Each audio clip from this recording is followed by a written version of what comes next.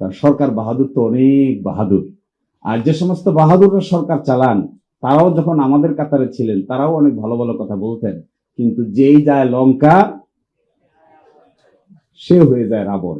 Existing যে system আছে এই সিস্টেমের মধ্যে আমার বিবেচনায় জাস্টিস সঠিকভাবে ডেলিভারি করা সম্ভব না, কারণ সিস্টেম ইটসেলফ এমন এক জটিল অবস্থা তৈরি করেছে, এখানে কুইকলি জাস্টিস ডেলিভারি সিস্টেম নাই। আমার বিবেচনায় রামিসার ঘটনা যদি ভাইরাল না হতো তাহলে তারও এত কুইক বিচার হওয়া সম্ভব ছিল না। ডেথ রেফারেন্সের অনেক কেস করেছি আমি, এখনো করি। এজ অফ টুডে 1236টা ডেথ রেফারেন্স হাইকোর্টে পেন্ডিং আছে। 2018 সালের মৃত্যুদণ্ডের মামলাও এখনো হাইকোর্টে শুনানি হয়নি। 2018 সালের মৃত্যুদণ্ডের মামলা 2026 সালের গ্যাপ হলো 8 বছর। 8 বছর ধরে ওই মানুষগুলো মৃত্যুর সেলে আছে। 8 বছর পরে শুনানি হয়ে সিদ্ধান্ত হবে যে তাদের সেন্টেন্সটা কিংবা কনভিকশনটা কনফার্ম হবে নাকি হবে না। যদি কারো কনফার্ম হয়, হাইকোর্টেও মৃত্যুদণ্ড বহাল থাকে, তাহলে তিনি আরেকটা আপিল করার সুযোগ পাবেন। As a matter of right সরাসরি আপিল হবে আপিল বিভাগে। সেই আপিল আমি গত বৃহস্পতিবারে দেখেছি। 2013, 14, 15, 16 সালে আপিল বিভাগে মৃত্যুদণ্ডাদেশের বিরুদ্ধে দায়ের করা আপিল এখনো পেন্ডিং আছে। 13 সাল থেকে 26 সাল 13 বছর, হাইকোর্টে ছিল এভারেজে 6 বছর, 7 বছর, 13 আর 7 20 বছর।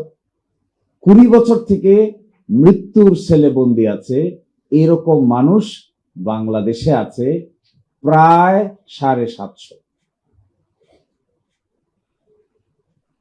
সর্বশেষ তথ্য অনুযায়ী, ইন্সপেক্টর জেনারেল অফ প্রিজনের তথ্য অনুযায়ী 2500 সামথিং মানুষ বিভিন্ন বাংলাদেশের কারাগারে মৃত্যুর সেলে বন্দী আছে, নারী পুরুষ সহ। এখন প্রশ্ন হলো, 20 বছর পরে যদি কেউ খালাস পায়, সুপ্রিম কোর্ট থেকে খালাস পায়, আছে এরকম। গেল বুধবারেও একজন খালাস পেয়েছে, সিলেটের এক ভদ্র মহিলা। 14 বছর 17 বছর মৃত্যুর সেলে থাকার পরে তিনি খালাস পেয়েছেন। বাগেরহাটে একটা ঘটনা আছে, 22 বছর মৃত্যুর সেলে থাকার পরে খালাস পেয়েছেন। ওই ভদ্রলোকের ইন্টারভিউ নিয়েছিলাম আমি, ওনার সঙ্গে কথা বলেছিলাম। মৃত্যুর সেল থেকে বের হয়ে দেখেন স্ত্রী চলে গেছে, বাচ্চা 2জন ছিল, এরা বড় হয়ে বিভিন্ন দিকে চলে গেছে, আর কেউ বাবার খবর রাখে নাই। তার মা মারা গেছে, তার বাবা মারা গেছে। তার কথা হলো, আমি মৃত্যুর সেলেই ভালো ছিলাম। সুপ্রিম কোর্টে আপিল বিভাগে যে পরিমাণ মামলা পেন্ডিং আছে তাতে 7,440টা পরে প্রতি মাননীয় বিচারপতির অ্যাসাইনমেন্ট দিলে প্রতিজনের ঘাড়ে পড়বে 7,440 টাকা। অর্থাৎ আপিল বিভাগে বিচারপতি আছেন এখন 5 জন। এটি যদি ওনারা সকলে মিলে দিনে 24 ঘন্টা শুক্র শনিবার সহ আগামী 10 বছরও কাজ করেন, তাও নিষ্পত্তি করা সম্ভব। সিস্টেম ফেইলের। সংস্কারের কথা তো আর আমরা শখে বলি নাই, আন্দাজে বলি নাই। সংস্কার হইলে না হইলে আমাদের ব্যক্তিগত সুটকুট পরা ভালো হবে, এই জন্য তো আমরা সংস্কারের দাবি তুলেছিলাম না।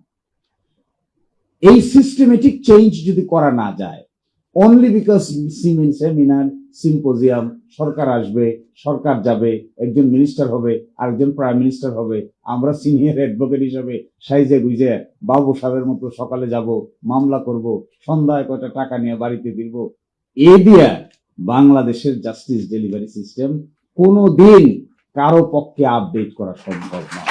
আপিল বিভাগের ভিতরে প্রতিদিন সকালবেলা গিয়া প্রথম আমার চোখে পড়ে এটা, মনে হয় আমার মোবাইলে 200-র মতো ছবি আছে, শুধুমাত্র ফাইলের ছবি।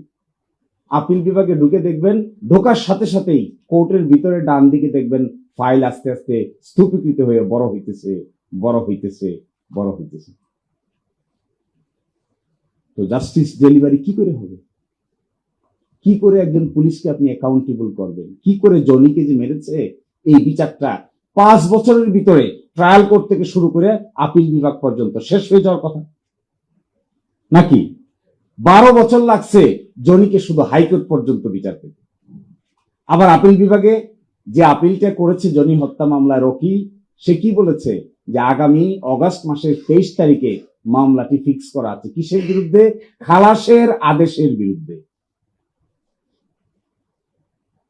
তো অরিজিনাল আপিল আছে না? আসামিরা যে আপিল করেছে অরিজিনাল আপিল, যাদের হাইকোর্টে বিচার হয়েছে, সাজা বহাল আছে।